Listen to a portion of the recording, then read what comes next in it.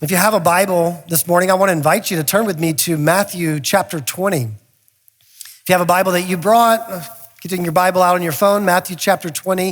If you want to use the Bible that's in the pew or the chair in front of you, Matthew chapter 20 is on page 825. And today, as we continue our study of Matthew's gospel, we come to a parable of Jesus.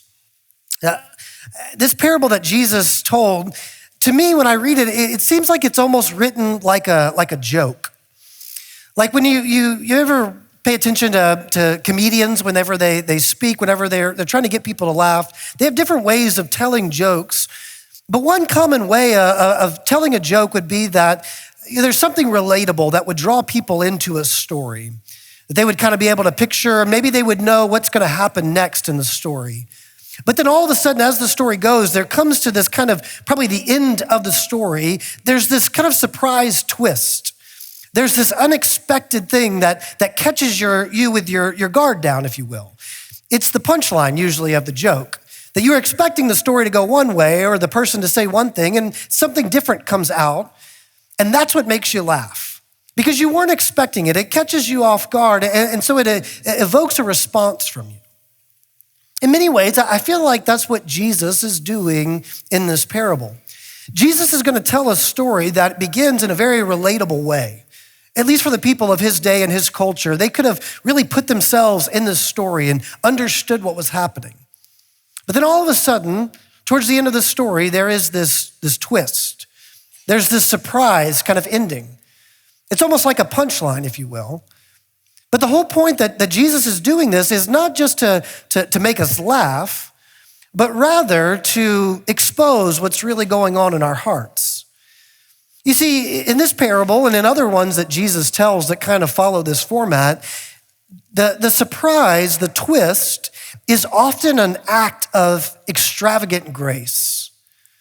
What happens in the story is that you kind of expect how you think the story is going to play out based on what you know about the world. And then all of a sudden, there is this act of generosity, of grace that catches you off guard. And the reactions that come in the story are something that you could probably relate to. And again, that punchline comes not so that we would find it humorous, but that we would see what's really going on in our hearts. That we would be able to see how do we really respond to the grace of God? You see, it's really easy for people, maybe especially people who go to church, who know some of the language of church, been around Christianity a while. We know about God's grace. Maybe at times we would sing about God's amazing grace. We would talk about his grace to us. But at the end of the day, I think what really happens is that a lot of times deep down in our hearts, like the people that we'll find in the story, we will actually find ourselves grumbling over God's grace. And that when that happens, it's showing that there's still some work that needs to be done within us, that our hearts still don't quite align with God's heart, that our values still don't quite match the values of him and of his kingdom. And he's doing this work as he exposes what's going on deep in our hearts. And that's what I think we're going to see in this parable. So just to give you a little bit of context, and in case you've forgotten where we were or you weren't here last week we ended Matthew chapter 19, and it was a passage in which I said it really reminds us that the kingdom of God is upside down compared to how we're used to viewing kingdoms in this world. It's a kingdom that belongs to little children and those who come to the king like little children, those who have really nothing to offer but confess their need. It's a kingdom that belongs to little children, but it's a kingdom that has no place for people who have really impressive resumes and really impressive lives and are very dependent upon themselves and their things. It's an upside down kingdom compared to the kingdoms of this world. It's a kingdom that really requires you not to come proving your worth, but really to come confessing your need. And so Jesus says you really have to surrender all to come into my kingdom. And so at the end of the passage last week, Peter says, well, we as your followers, we have surrendered all. What does that mean for us? And Jesus responds by assuring him that all those who forsake things in this world will have treasures in heaven. There will be rewards. But then he ends with this statement that says that the first will be last and the last first. seemingly wanting to reemphasize to Peter that while there's going to be rewards, it's not always going to be in the way that you expect, because this kingdom, it's an upside down kingdom. And then, in Matthew's original gospel, there's no verse and chapter breaks. Right after that, Jesus tells this parable that we read in Matthew chapter 20. Jesus says, "For the kingdom of heaven is like a master of a house who went out early in the morning to hire laborers for his vineyard. After agreeing with the laborers for a denarius a day, he sent them into his vineyard. Going out about the third hour, he saw others standing idle in the marketplace. And to them he said, 'You go into the vineyard too. Whatever is right, I will give you.' So they went. Going out again about the 6th hour and the 9th hour, he did the same. And about the 11th hour, he went out and found others standing. And he said to them, 'Why do you stand here idle all day?' They said to him, 'Because no one has hired us.' And he said to them, 'You go into the vineyard too.' And when evening came, the owner of the vineyard said to his foreman, 'Call the laborers and pay them their wages, beginning with the last up to the first.' And when those hired about the 11th hour came, each of them received a denarius. Now when those hired first came, they thought they would receive more. But each of them also received a denarius. And on receiving it, they grumbled at the master of the house, saying, 'These last worked only an hour, and you have made them equal to us, who have borne the burden of the day and the scorching heat?' But he replied to one of them, 'Friend, I am doing you no wrong. Did you not agree with me for a denarius? Take what belongs to you and go. I choose to give this last worker as I give to you. Am I not allowed to do what I choose with what belongs to me? Or do you begrudge my generosity? So the last will be first, and the first last.'" Now, this story is pretty easy to follow. I'll just kind of recap it a little bit just to point out some details, but for the most part, I think you get the point of the story. So in this day and age, there were many people, probably of kind of a lower class, who did not have contracts and salaries. They were day laborers. They would be hired in the morning, and they would be paid in the evening. And each day that they made that money was really the next day's food. That was how they provided for their family each and every day. So they would go hoping to be hired just so they had enough to survive. And so the story begins with an owner of a vineyard going out early in the morning. So the Jewish day, it was considered to be 12 hours long, beginning at 6 a.m. and ending at 6 p.m. So at 6 a.m., the owner of the vineyard goes out and he finds some people who are hoping to be hired for the day. And he says, "You go work in my vineyard and I will pay you a denarius." A denarius was a day's wage for this type of work in that culture. So it's a very standard kind of agreement. They agree and they go begin to work. So at this point, the story is very relatable, very expected. Jesus is drawing his hearers in. But then he says that he went back out at the third hour. So now we're talking about 9 o'clock in the morning. And he went to go hire more workers. We don't know why. Maybe he realized there was more work to be done than he had expected. Maybe something was coming that meant the work needed to be done quicker, like there was a storm or something that he says, we need to get going in this vineyard. And so he goes and finds more people to work in his vineyard. And notice that his agreement with them, Jesus makes it intentionally vague. Did you notice in verse 4? It says that to the people that were hired at the third hour, "You go into the vineyard too, and whatever is right, I will give you." So we're not told the exact agreement, but it seems to be that, this seems to be a fair man, agreeing to pay a day's wage to those he had hired in the morning. So something probably a little less than a day's wage is what these people could expect.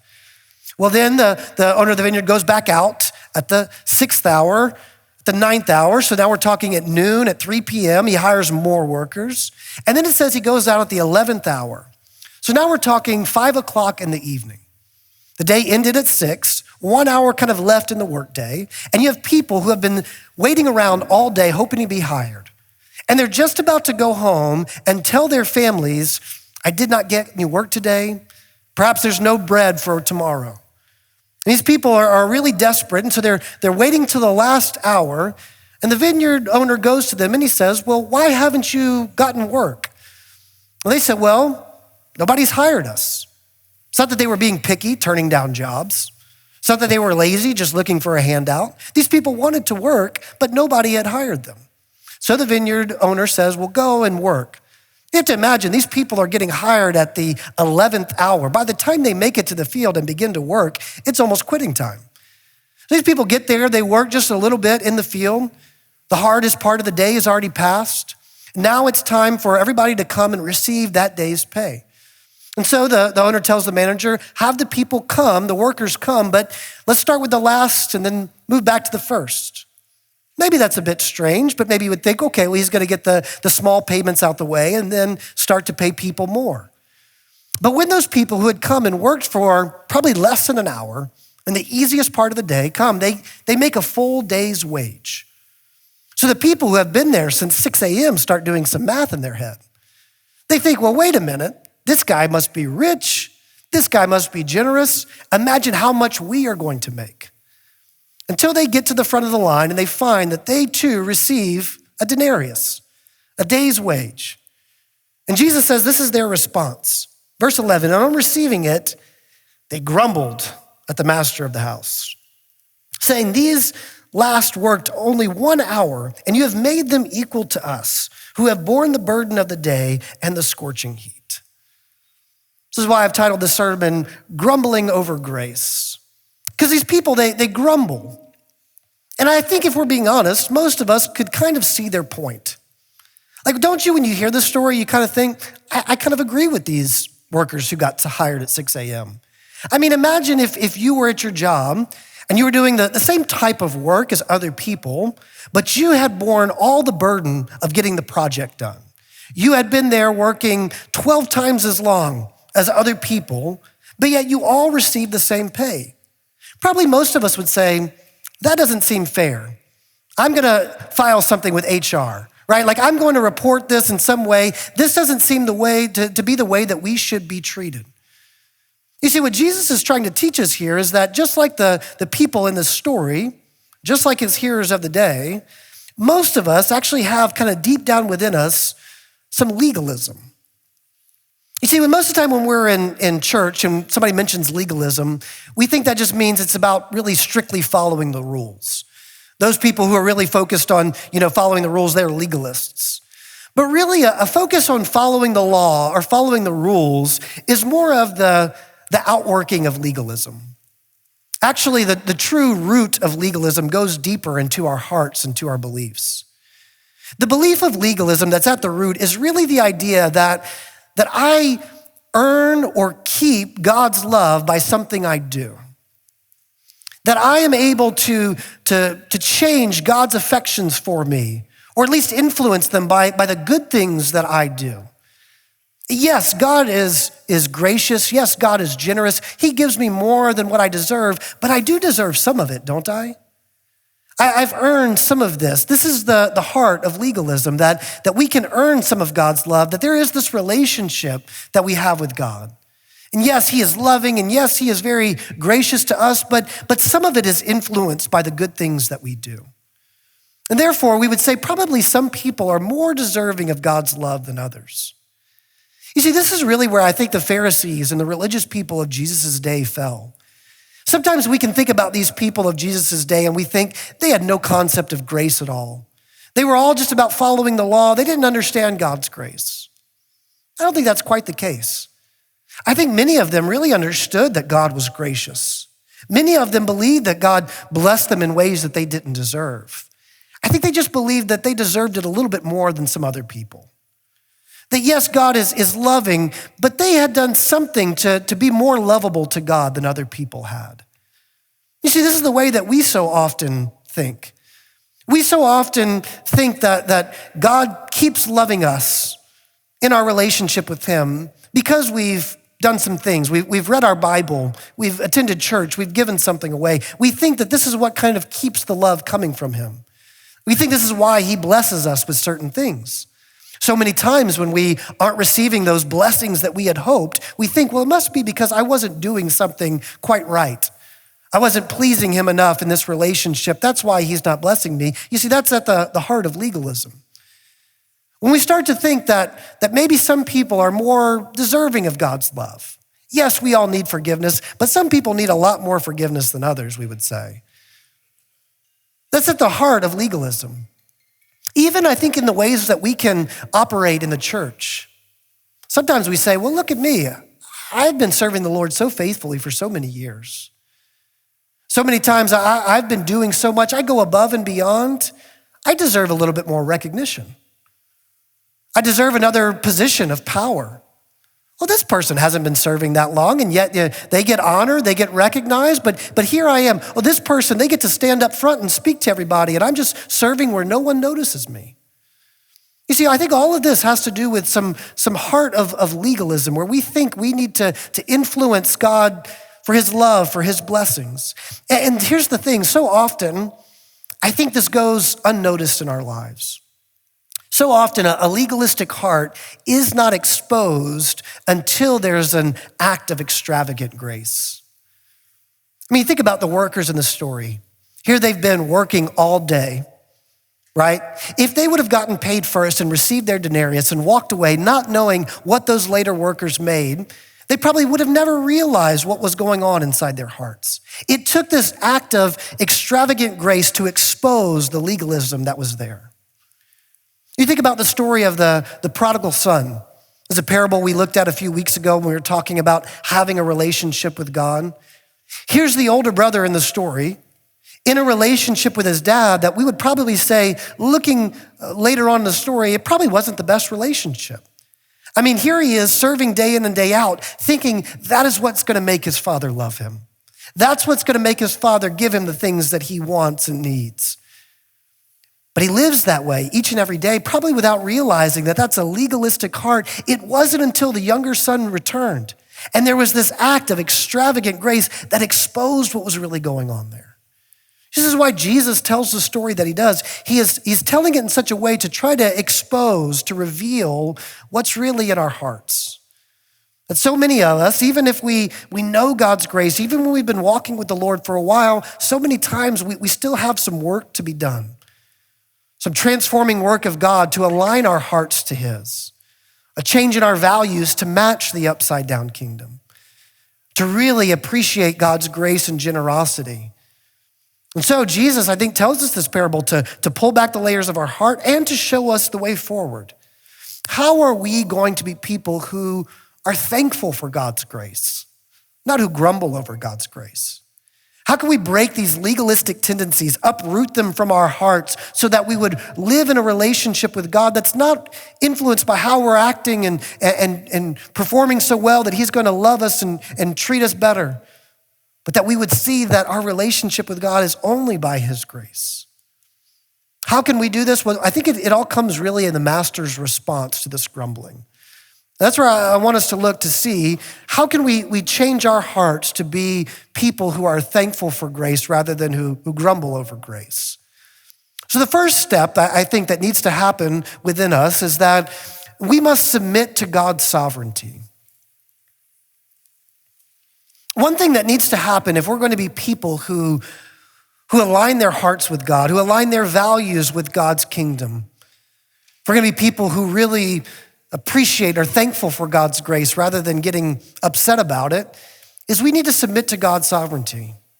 And the reason is that so many times we get upset with God and his grace and the ways that he is generous because he does things different than we would have done it.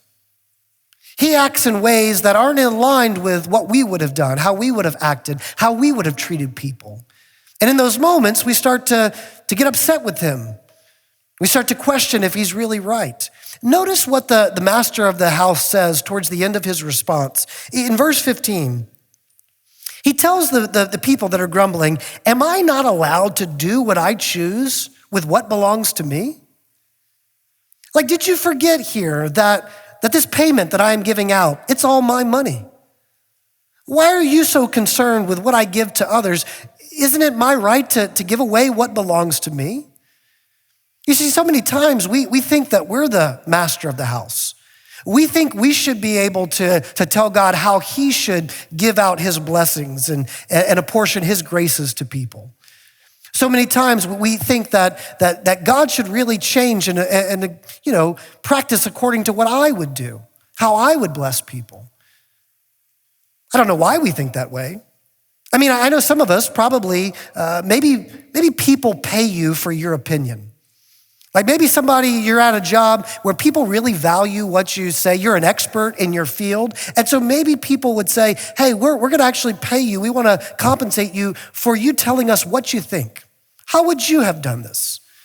And maybe each one of us, in some ways, we think that that's how we should be treated, that we should be able to kind of be an expert in life and in our own ways, and we should be able to tell God what he should do.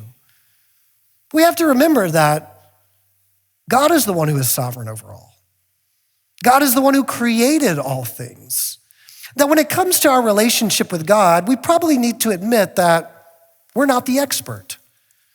I mean, if we're ever wondering about this, I would encourage you to go to the book of Job. You can pick it up in chapter 38. Just read for a few chapters. God shows up and he speaks to Job and his friends, and he basically says, well, Job, I created the world and everything in it. Where were you when that was happening? Did I consult you? Did I need your opinion as I created all these things?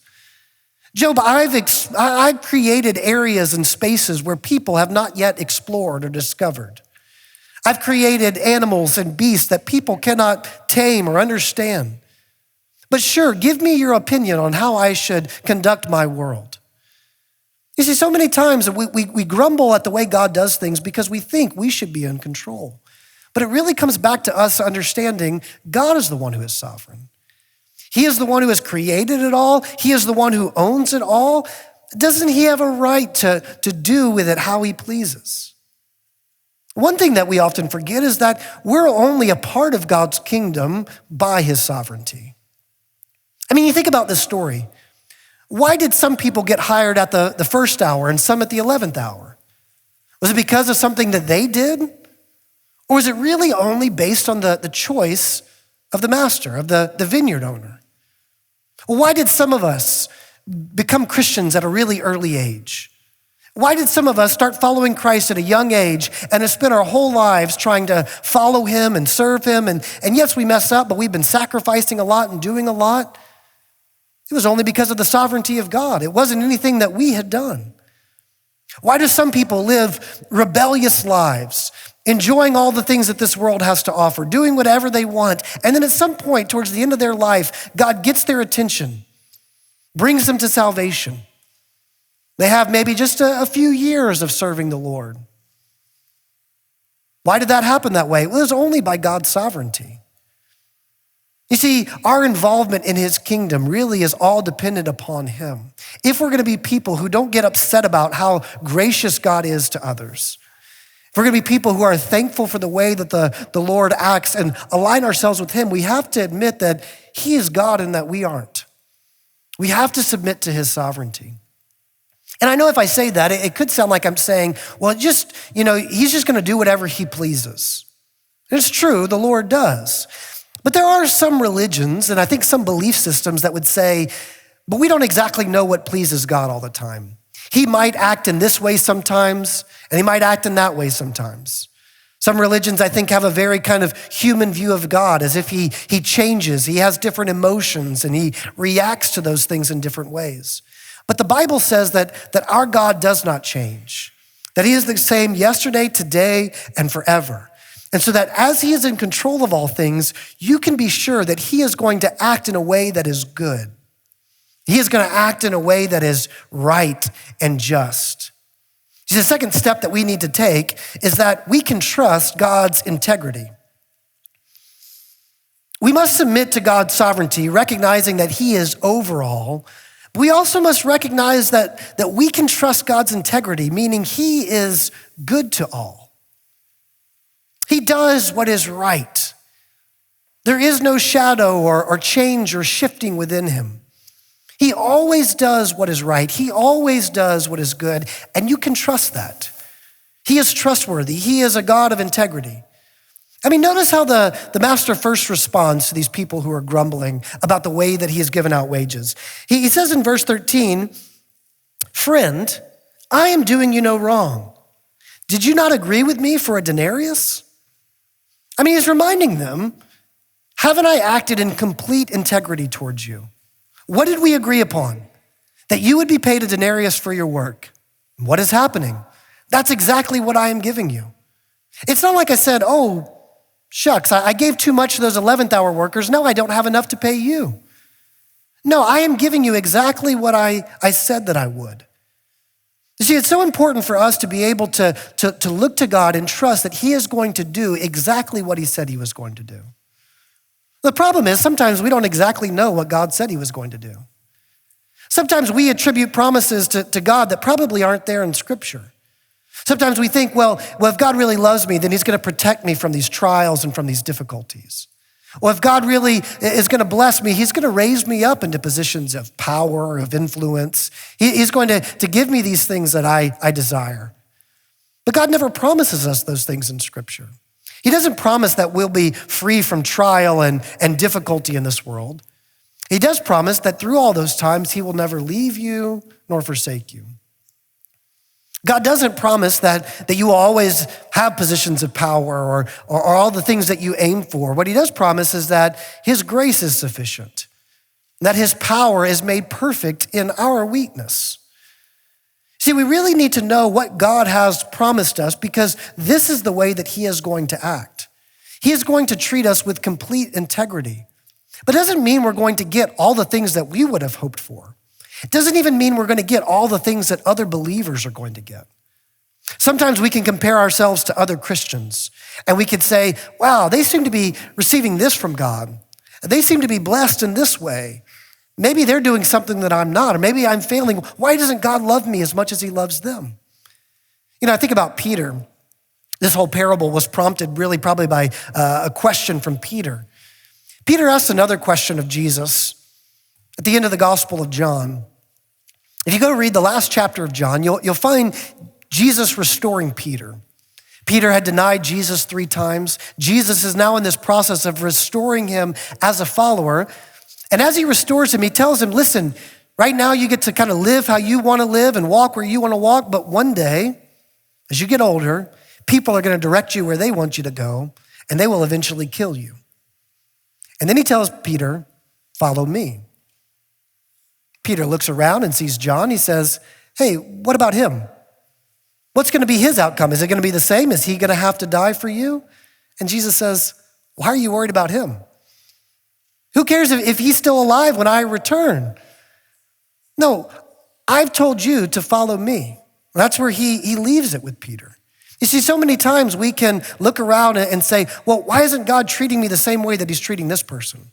Why isn't he blessing me in the same way that he's blessing them? And he says, that's not what I've promised you. I've promised you that if you follow me, you will be with me in paradise.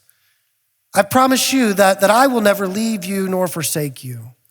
You see, we need each other in community. We need each other's support. We need to serve together in the different ways that we can as members of a body. But it doesn't mean all our experiences are going to be the same. Some people are going to go through trials that you will never know. Some people are going to have blessings that you will never experience. Some people's gifts will bring them to a place where many people see them and recognize them. And some people's gifts will be used in such a way that some people may never even notice. And Jesus is saying here, don't try to compare yourself to others. Don't try to gauge your relationship with me based on what you're seeing in other people. Know that I am a God of integrity, that I'm always going to treat you exactly the way that I promised, that I'm always going to be for there exactly the way that I told you I would be. So as I am in control and as I am always good, you can walk with me. You can trust me. And therefore, lastly, you can then rejoice at my generosity. So the last really step that we need to have is we first need to recognize God's in control of all. It all belongs to him. He can do with it what he pleases. We need to believe that God is good, that he's always going to act in a way that is right, a God of integrity, and then that should lead us to rejoice in his generosity. You see, the people in the story that were the early workers, they didn't have a problem with what they got paid. They really had a problem with how generous he was with others. They didn't rejoice at the owner's generosity. They resented his generosity. This is the way it's responded to, starting in verse 14. The owner tells him, "Take what belongs to you and go. I choose to give to this last worker as I give to you. Am I not allowed to choose to do what I choose with what belongs to me? Or do you begrudge my generosity?" That language of begrudge in the original context, it actually meant something like, is your eye evil? They had this concept of the eye being so important to the body, as we had talked about in what Jesus said on the Sermon on the Mount. But he says, is your eye evil? Has it turned to where you are maybe envious of others, or you are resentful to what I have done because I'm being generous? Problem is, I've made people equal with you that you did not think should be equal with you. You see, the problem is we so often forget that we are only where we are by God's generosity.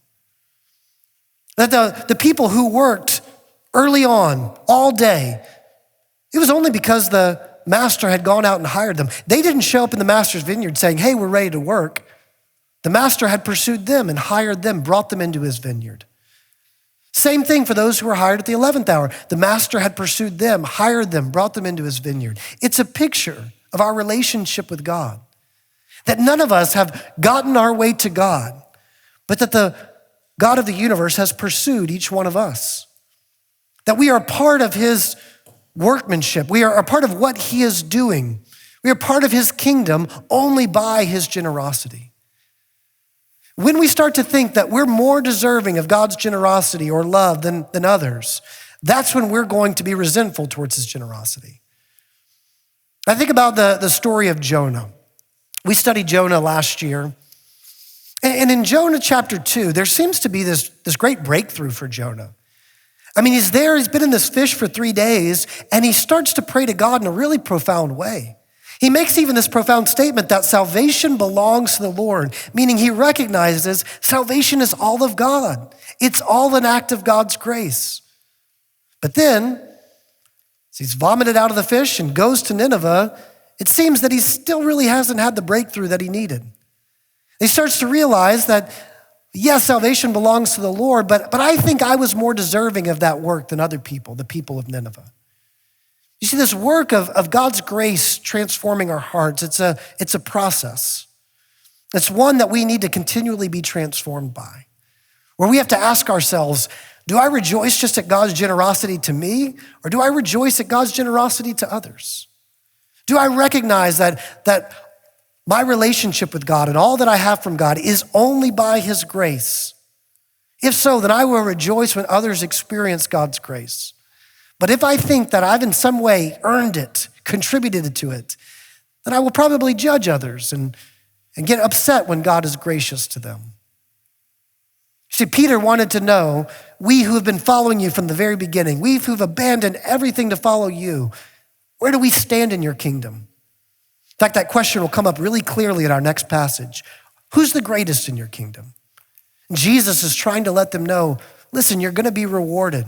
I've got so much waiting for you, but I value everyone in my kingdom the same. I value the early workers and the late workers because they're all here only by my grace. That each one has an equal standing in my kingdom. This is why he reiterates again the way that he led into this story. So the last will be first and the first last. And really, we shouldn't be too surprised by this. We shouldn't be too surprised that the kingdom seems upside down because the king seems upside down. I mean, he acts totally different from all the other kings of the world. Kings typically have people who serve them, do all the things that they need. But this king came and said, I did not come to be served, but to serve. Most kings have people who go out and lay down their lives to protect the kingdom and to protect the king. This king did just the opposite.